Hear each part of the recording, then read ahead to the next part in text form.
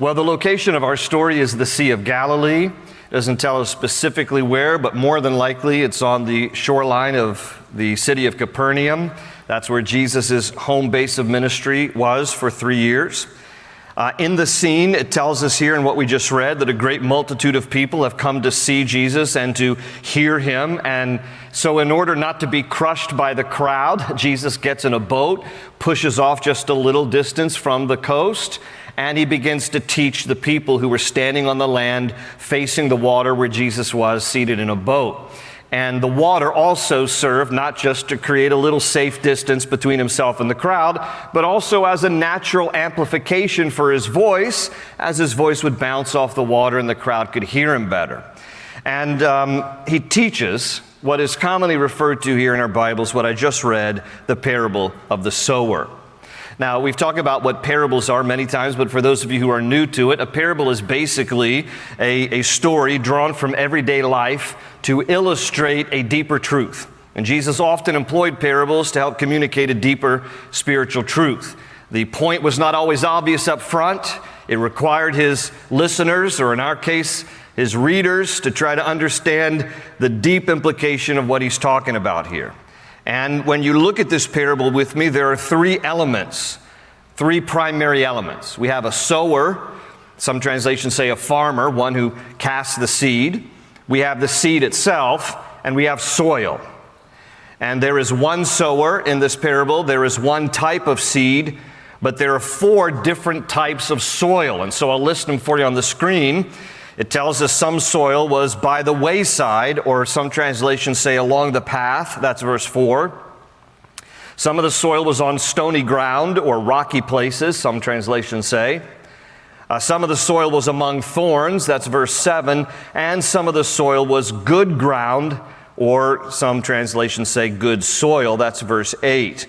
And as a result of these various types of soil, some of the seed amounted to nothing, depending on where it landed, and some of the seed produced a great harvest in varying amounts, by the way. Now, it tells us further, past what I read earlier in verse 10, if you glance at verse 10, it tells us that some people got Jesus alone privately and asked him questions about this parable, because again, it's sometimes confusing, and so some people were able to get him to the side and say, Jesus, what are you talking about here? So verse 10 says, "But when he was alone, those around him, with the 12, his own disciples," they weren't always the sharpest knife in the drawer, I can relate, all right?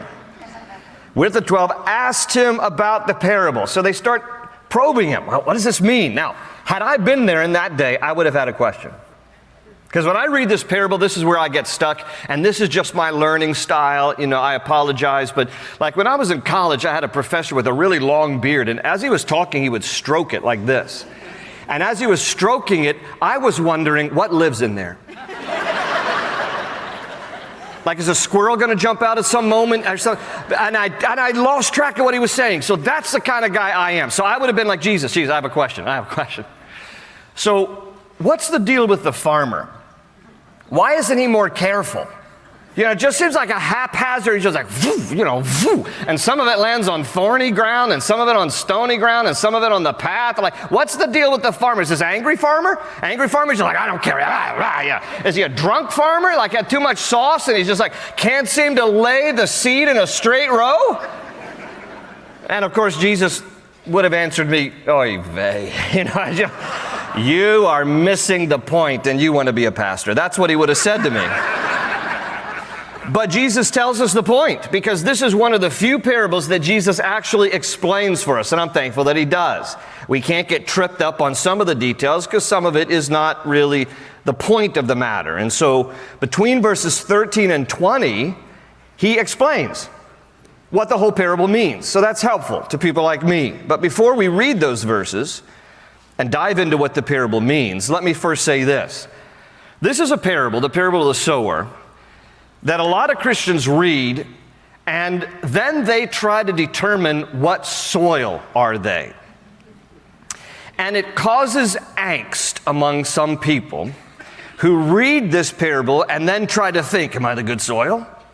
Am I producing fruit? Because if I'm not, am I thorny soil?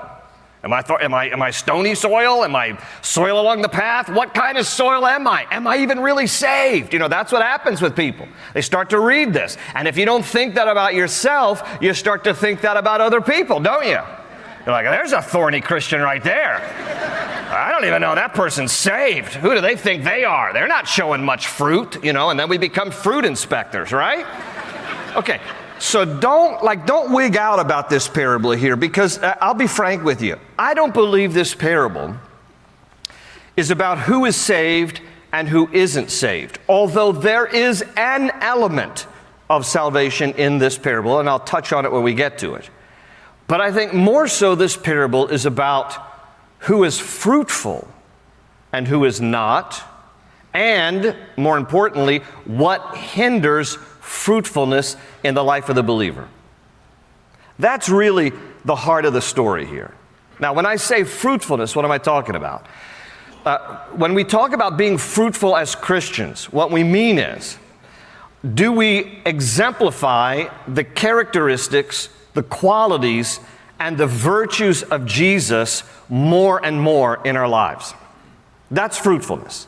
And the implication in that, when we talk about being more fruitful, that is to bear more witness to the characteristics, qualities, and virtues of Jesus, the implication is that at the same time we're dying to self.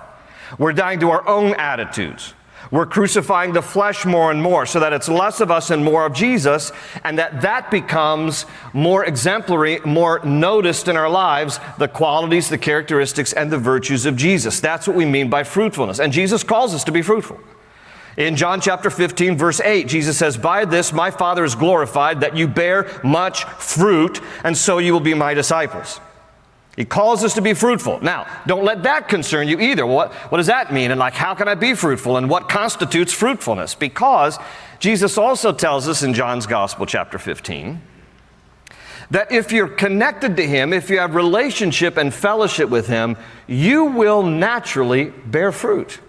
In the same way that a branch connected to a vine in a vineyard will naturally bear grapes, just by virtue of the fact that it is connected to the vine. And Jesus uses that language in John 15, verse 5. Listen, He says, "I am the vine, you are the branches. He who abides in me," has relationship with me, fellowship with me, "and I in him bears much fruit." So it will be as natural to bear fruit for Jesus in a relationship with Him as it is to be a branch connected to a vine and bear grapes. It's just a natural thing. So don't let this become some kind of works-oriented thought where the parable of the sower means I got to do this, I got to do that, I got to perform this way, I got to work that way in order to show myself bearing fruit that I belong to Jesus. It will happen naturally. The key is you abide in Him, He in you, you have that close relationship, then you will bear much fruit.